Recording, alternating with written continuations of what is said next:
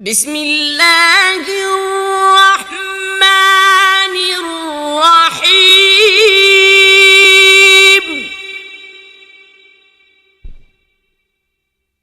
تبت يدا أبي لهب وتب ما أغنى عنه ماله وما كسب سيصلى نارا ذات لهب وامرأته حمالة الحطب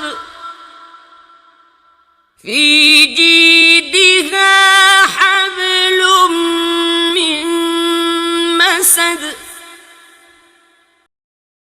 بسم الله الرحمن الرحیم शुरू अल्लाह का नाम लेकर जो बड़ा मेहरबान निहायत रहम वाला है। अबू लहब के हाथ टूट गए और वो खुद हलाक हो गया। न तो उसका माल ही उसके कुछ काम आया और न वो जो उसने कमाया।